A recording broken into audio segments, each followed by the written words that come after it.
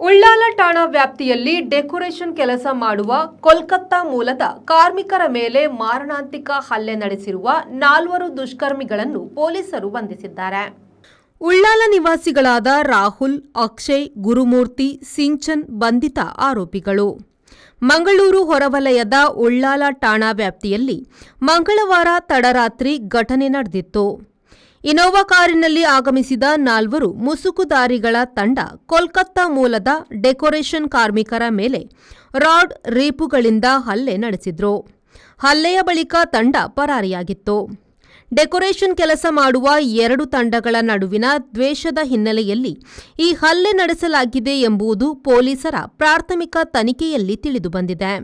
ಆರೋಪಿಗಳು ಹಲ್ಲೆ ನಡೆಸಿ ಪರಾರಿಯಾಗುತ್ತಿರುವ ದೃಶ್ಯ ಸ್ಥಳೀಯ ಸಿಸಿ ಕ್ಯಾಮೆರಾದಲ್ಲಿ ಸೆರೆಯಾಗಿದೆ. ಘಟನೆಯಲ್ಲಿ ಗಾಯಾಳು ಕಾರ್ಮಿಕರನ್ನು ನಗರದ ಖಾಸಗಿ ಆಸ್ಪತ್ರೆಗೆ ದಾಖಲಿಸಿ ಚಿಕಿತ್ಸೆ ನೀಡಲಾಗುತ್ತಿದೆ. ಸದ್ಯ 4 ಆರೋಪಿಗಳನ್ನು ಬಂಧಿಸಿರುವ ಪೊಲೀಸರು ಪ್ರಕರಣ ದಾಖಲಿಸಿ ತನಿಖೆ ನಡೆಸುತ್ತಿದ್ದಾರೆ.